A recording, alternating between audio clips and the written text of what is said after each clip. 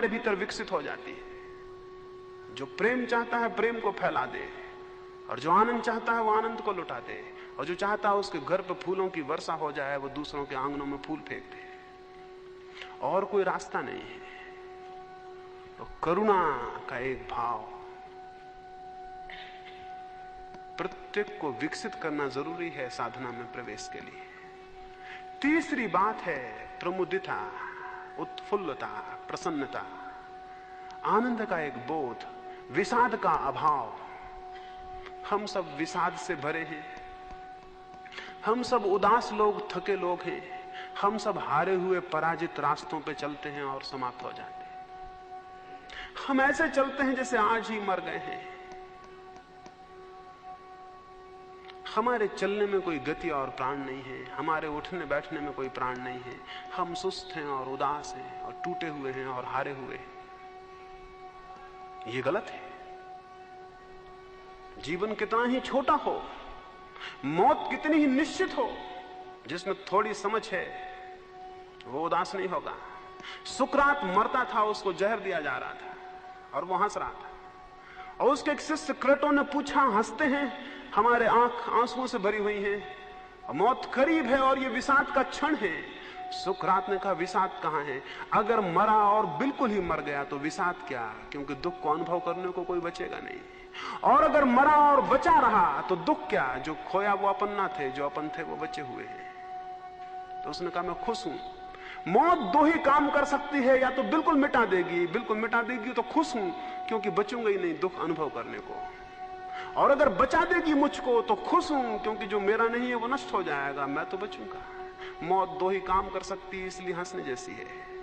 सुकरात ने कहा, मैं प्रसन्न हूं क्योंकि मौत क्या छीन लेगी, या तो बिल्कुल ही मिटा देगी तो क्या छीना, क्योंकि जिससे छीना वो भी नहीं है, तो दुख का कोई अनुभव नहीं होगा। और अगर मैं बच रहा तो सब बच रहा, मैं बच रहा तो सब बच रहा, जो छीन लिया वो मेरा नहीं था।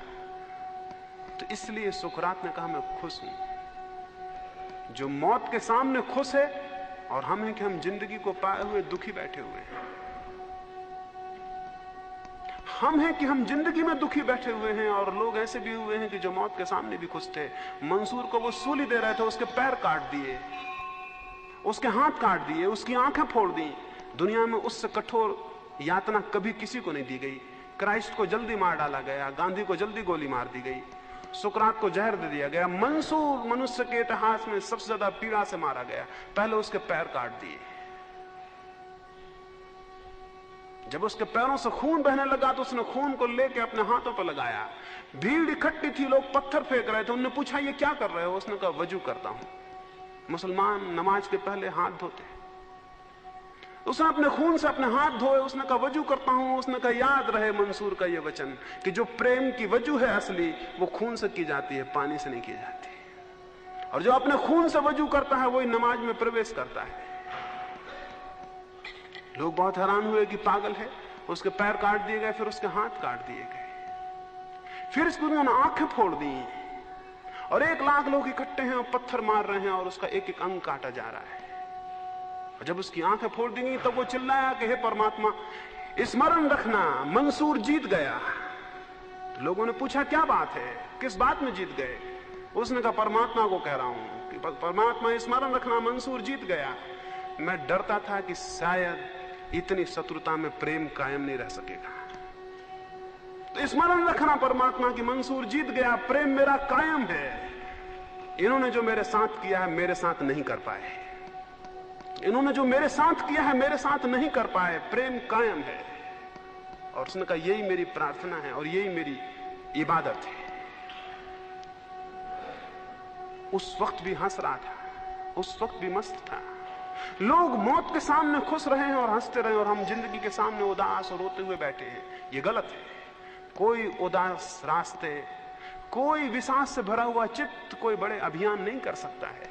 अभियान के लिए उत्फुल्ला, अभियान के लिए बड़े आनंद से भरा हुआ चित्त, तो 24 घंटे उत्फुल्लता को साथिए। ये सिर्फ आदतें हैं। उदासी एक आदत है जिसको आपने बना लिया है, उत्फुल्लता एक आदत है, उसको बना सकते हैं। उत्फुल्लता को बनाए रखने के लिए जरूरी है जिंदगी का वो हिस्सा देखिए जो प्रकाशित है, वो हिस्सा नहीं जो अंधेरे से भरा है।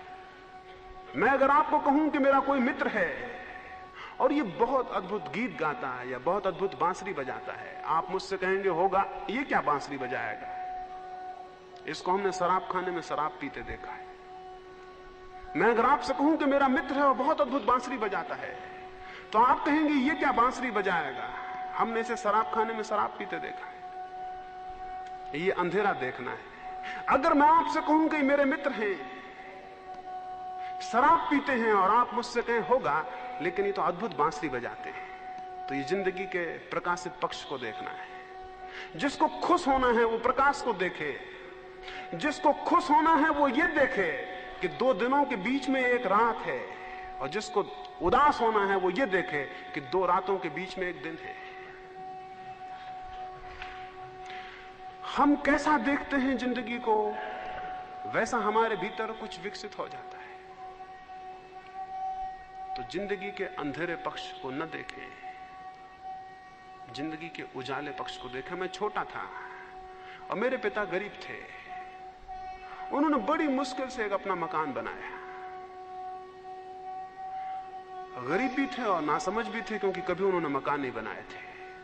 उन्होंने बड़ी मुश्किल से एक मकान बनाया।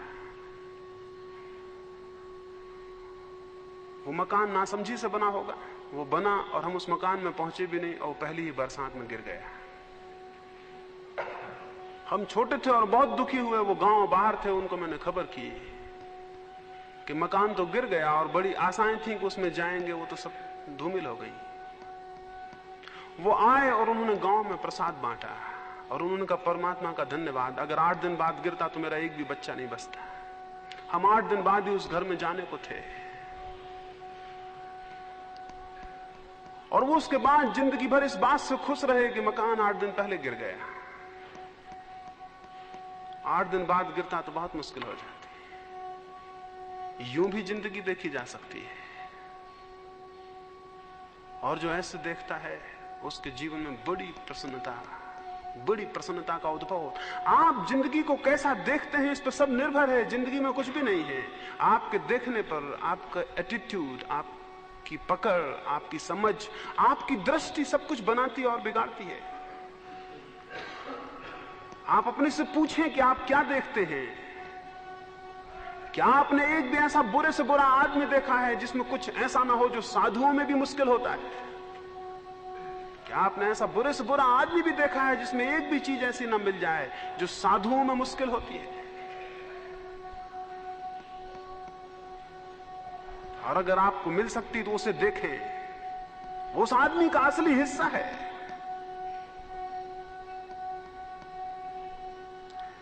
और जिंदगी में चारों तरफ खोजें किरण को, प्रकाश को, उससे आपके भीतर किरण और प्रकाश पैदा होगी। इसको प्रमुदिता। तीसरा भाव है कि हम प्रसन्न हों। हम इतने प्रसन्न हों कि हम मौत को और दुख को गलत कर दें। हम इतने आनंदित हों कि मौत और दुख सिकुड़ के मर जाएं,